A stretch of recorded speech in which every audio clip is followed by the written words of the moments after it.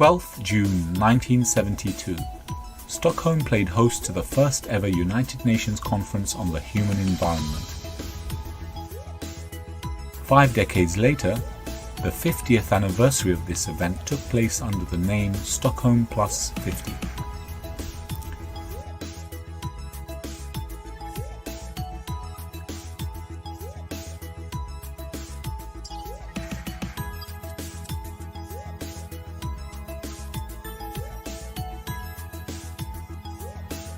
We joined Dr. Bremley Lindo on his visit to Stockholm to get an insight into what was going on outside the conference itself and to speak to local and international young people to get their thoughts on that historic conference and what has happened since. The UN hosted the first ever conference on environmental security back in June 1972, and they chose Stockholm because that was the year they actually laid the foundations for the United Nations Environment Program, which is a program of the United Nations based out of Nairobi in Kenya, and it's a specialized agency of the United Nations that's focused predominantly in protecting the environment and the ecosystems on planet Earth. Back in 1972, heads of states gathered in Stockholm, including Prime Minister Indira Gandhi from India, to affirm their commitment that there was a serious problem with the planet. Back then, I think they just some war had just finished, right, in Vietnam, early 70s. There's a big push by a lot of young people then to focus on healing and reconciliation of the war, and member states of the UN focused on having this UN conference in Sweden. Stockholm, Sweden, June 12, 1972. Mrs. Indira Gandhi, Prime Minister of India, arrived today to address the first United Nations Conference on the Human Environment. She was met by the Secretary General of the conference, Mr. Maurice Strong, who escorted Mrs. Gandhi to the rostrum. And this year, we celebrated 50 years since that conference was hosted by the government of Sweden, and a lot of governments were in Stockholm, again reaffirming what they did or made commitments 50 years ago. It was quite interesting to see that in the tapes 50 years ago, it's the same kind of lingo, the same kind of body language that politicians carried themselves and promised the next generation 50 years ago, and they're still doing the same thing now. It's almost scary, like when you watch the old interviews, like the archive footage from 1972 of the first, the original meeting here. The messages are almost exactly the same, and the urgency is the same, and like when you see those interviews and realize that nothing's been happening for 50 years and they're still saying the exact same things, that's really worrying, actually. So, having spoken to youth activists like Greta herself, who was there, she told me that, look, nothing has changed. It's just a facade of these political leaders trying to covering up for things they haven't done and making promises again.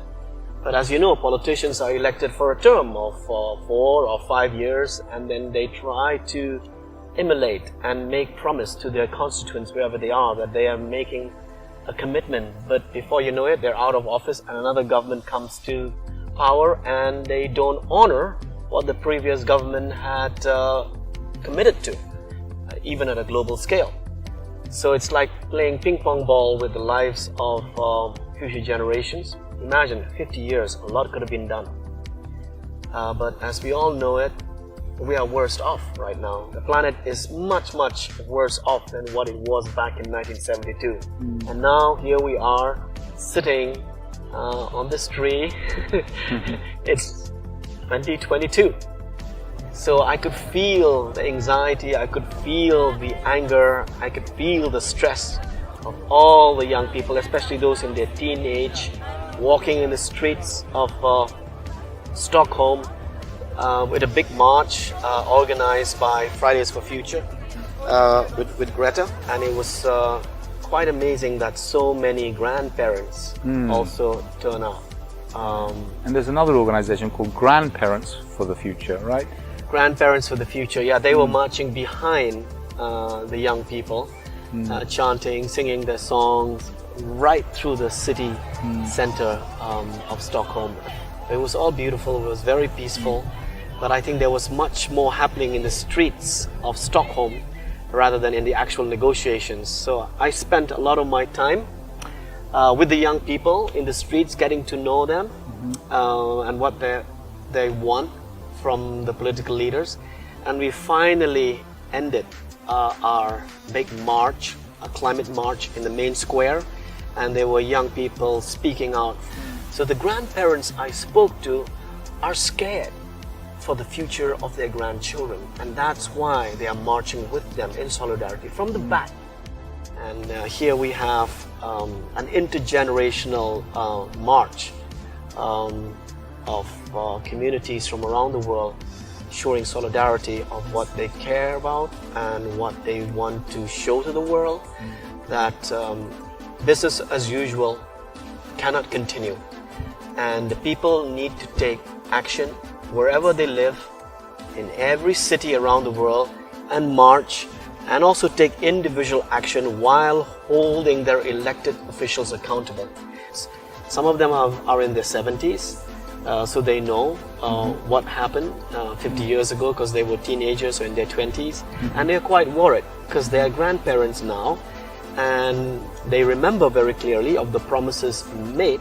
I was around 20 years old, and the sun was shining, and the future were bright, and everything was bright. And a lot of young people and indigenous youth actually did not get their visas. Wow. So here we are talking about their future, but we are not allowing them to come to the stage at the United Nations conference. I mean, that's quite unfair. And a lot of the young people who made it actually got out of the actual conference and were in the streets in solidarity with all the other youth, indigenous youth, people from the Caribbean, people from Africa, those were the lucky ones that made it, and holding the officials and the politicians accountable from the streets. I had the chance of actually also talking to the actual citizens and young people of Stockholm of what they felt about their city hosting this important UN conference, taking stock of what happened 50 years ago. And it was very interesting to hear some of their inputs. Okay, well, let's take a look at what they have to say. Absolutely. What is your message here to the world? Well, I mean, this is who we're protecting, right?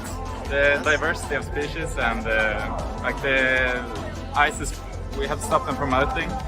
So we're here today to also be here with the animals one need of to those. be represented too. Like we're not only messing it up for ourselves, but also for everybody else, like all other species. Yeah. I think young people should do stuff like this, gather and show the people in charge that we are serious. We need change now, because the change needs to come from above, I think. So one way to take action is to actually show politicians that you need to do something too.